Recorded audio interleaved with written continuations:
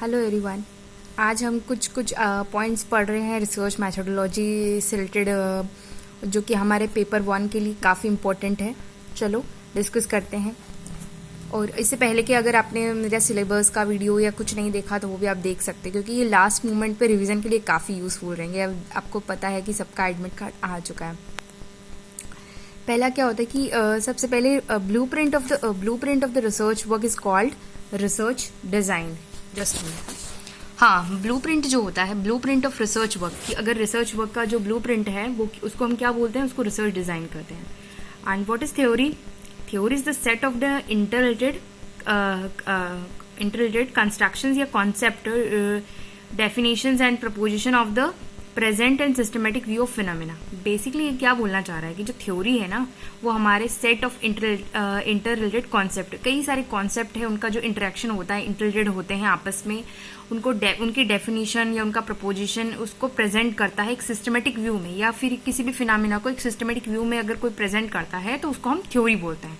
ठीक है, अब थ्योरी क्या होता है? किसी भी फिनोमेना को सिस्टमेटिकली प्रेजेंट करता है, यही मैं बोलना चाह रही थी। अब एक क्वेश्चन था कि भाई कौन सी रीजनिंग होती है जिसमें कि जनरल थ्योरी से हम पर्टिकुलर थ्योरी की तरफ मूव करते हैं और उसको प्रूफ करते हैं, तो उसको हम बोलते हैं डिडक्शन। डिडक्शन में बोल रही ना कि वो लास्ट टाइम जो डिडक्शन, ये HR वाला डिडक्शन नहीं, ये वही है कि अगर कोई भी जनरल थ्योरी है, सपोज कोई भी जनरल थ्योरी है, अगर उसको हम पर्टिकुलर थ्योरी की तरफ मूव करते हैं और उसको हम प्रूफ भी कर देते हैं तो उसको बोलते हैं हम डिडक्शन। आप देखिए, मैं एक वो बता रही हूँ आपको, दो तरह की रिसर्च मेथडोलॉजी होती है, एक तो क्वांटिटेटिव होती है और एक क्वालिटेटिव होती है। क्वांटिटेटिव में क्या होता है, टॉप टू डाउन चीजें होती है और उसको डिडक्टिव भी बोलते हैं। अब एक एक करके बात करते हैं हम। क्वांटिटेटिव में टॉप टू डाउन, या आप देख रहे हो ये टॉप टू डाउन और डिडक्टिव है। सो बेसिकली जो पहले से ऑलरेडी थ्योरी है, हाइपोथेसिस है, जो पहले से थ्योरी है उसको लेकर कुछ हम हाइपोथेसिस या हमारे प्री कंसीव नोशन लेकर चलते हैं या हाइपोथेसिस लेकर चलते हैं। फिर उसी हाइपोथेसिस को लेकर चलते हुए हम बहुत सारी ऑब्जर्वेशंस को कंफर्म करते हैं या रिजेक्शन करते हैं, या तो उनका कंफर्मेशन करते हैं या रिजेक्शन करते हैं। तो उसको हम क्या बोलते हैं? उसको बोलते हैं क्वांटिटेटिव रिसर्च मेथड। अब नेक्स्ट है क्वालिटेटिव रिसर्च मेथड। ये क्या होती है? ये बॉटम टू डाउन होती है, मतलब नीचे से ऊपर की ओर। इसको हम इंडक्टिव भी बोलते हैं। इसमें क्या होता है, सबसे पहले हम चीजों को ऑब्जर्व करते हैं, ठीक है, एक बार, दो बार, तीन बार, तो एक पैटर्न बन जाता है किस तरह की चीजें हो रही है, किस वे में हो रही है।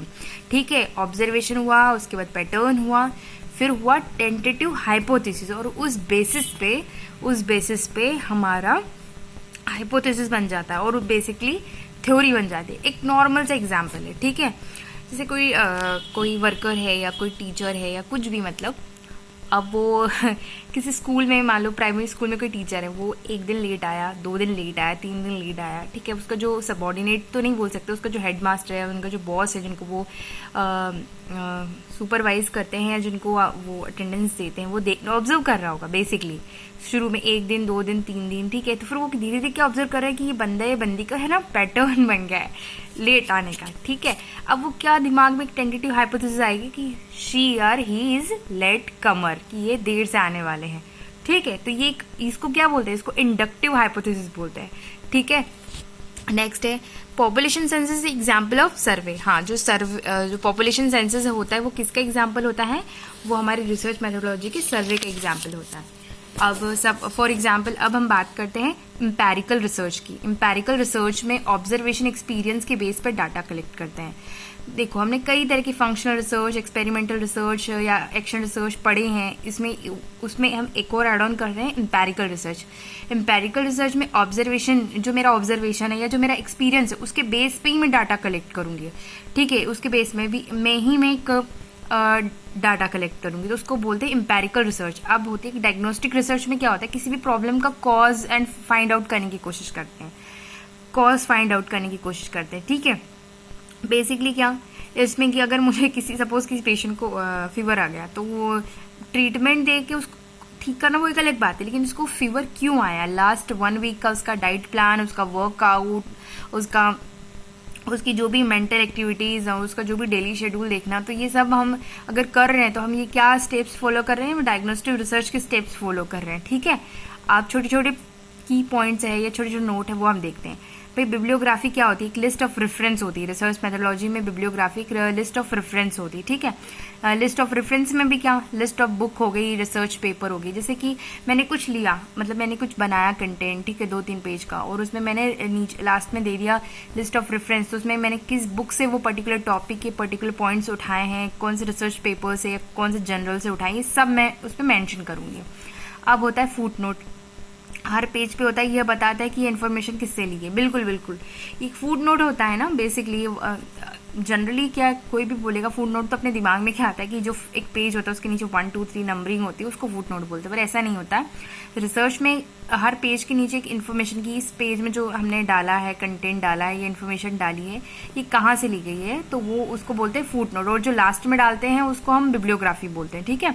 यदि आपने किसी रिसर्चर की लाइन को कॉपी किया है तो उसको क्या बोलते हैं? उसको कोटेशन बोलते हैं, उसको ना कोटेशन बोलते हैं। अगर हमने किसी रिसर्च की कुछ कॉपी कर लिया, उसके कंटेंट को, उसके मटेरियल को जो अगर कॉपी है, उसको बोलते हैं कोटेशन। अब आता है एसेंशियल कैरेक्टर ऑफ रिसर्च। भाई रिसर्च का एसेंशियल कैरेक्टर क्या होता है? तो हमने पहले भी डिस्कस किया है, ऑब्जेक्टिविटी, सिस्टमेटिकली और साइंटिफिकली। ये 3 जो कैरेक्टर है वो किसी भी रिसर्च के बहुत ही ज्यादा एसेंशियल है, ठीक है।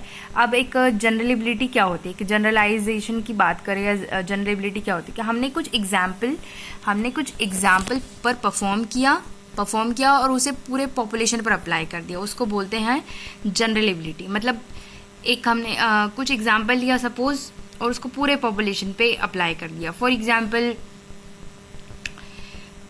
क्या बोलूँ मैं,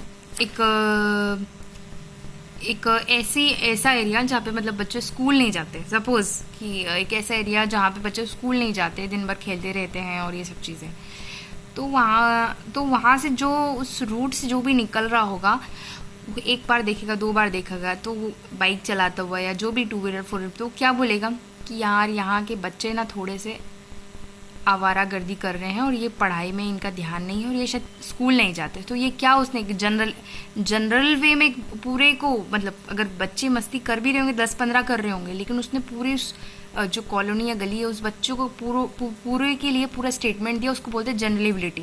इसको बोलते हैं जनरलेबिलिटी। अब बात करते हैं यूजेबिलिटी की। रिसर्च का जनरल लाइफ में क्या यूज़ कर सकते हैं हम, उसको बोलते हैं यूजेबिलिटी। मतलब वो यूजफुल भी होना चाहिए, ठीक है, रिसर्च की जनरल, ठीक है। अब रेप्लिकेबिलिटी, रिसर्च से कुछ प्रोड्यूस करो, कि जो हमने रिसर्च की उससे हम प्रोड्यूस कर सकते हैं कि नहीं कर सकते हैं, ठीक है। फॉर एग्जाम्पल अभी कोरोना टाइम में कितना आयुर्वेदिक का जो चीज़ें आई कि आप काढ़ा ले लीजिए, ये तो एक रिप्लिका। अब उससे एक हमारा जनरल परसेप्शन और रिसर्च आई बहुत सारी आयुर्वेदिक चीज़ों को लेके, तो फिर हमने एक रिसर्च से हमारा एक अब लोग क्या कर रहे हैं, थोड़ा थोड़ा मूव कर रहे हैं आयुर्वेदिक की तरफ, अपने खाने में, अपने ड्रिंक्स में उन चीज़ों को ऐड कर रहे हैं। तो ये क्या हुआ, वो इसका यूज़ हुआ ना, तो ये क्या हो गई, यूजेबिलिटी हो गई, ठीक है। और प्रोड्यूस भी कर रहे हैं उससे फ़ायदा, अब प्रोड्यूस भी कर रहे हैं उससे फ़ायदा भी हो रहा है। नेक्स्ट है फंडामेंटल रिसर्च। इसमें क्या, फंडामेंटल में न्यू थ्योरी, कॉन्सेप्ट, आइडिया को डेवलप करते हैं, इज ऑल्सो नोन है प्योर रिसर्च। फंडामेंटल रिसर्च में क्या होता है, जो पुरानी थ्योरी या कॉन्सेप्ट है उससे निकल के नई theory, new theory, concept and idea को डेवलप किया जाता है, उसको बोलते हैं प्योर रिसर्च भाई, ठीक है। उसके बाद में एक्शन रिसर्च हम पहले भी डिस्कस कर सकते हैं, किसी भी प्रॉब्लम को तुरंत सॉल्व करते हैं, ठीक है, उसको बोलते हैं एक्शन रिसर्च, ठीक है। अब होता है पायलट स्टडी। क्या होता है, कोई भी प्रोजेक्ट उसको स्मॉल स्केल पर अगर हम इम्प्लीमेंट करते हैं या स्मॉल स्केल पर रिसर्च की फिजिबिलिटी को देखते हैं, तो उसको बोलते हैं पायलट स्टडी, ठीक है। उसके बाद में साइंटिफिक मेथड में क्या होता है, साइंटिफिक एक सिस्टमेटिक तरीके से स्टेप बाय स्टेप प्रोड्यूस करते हैं, फॉलो करते हैं।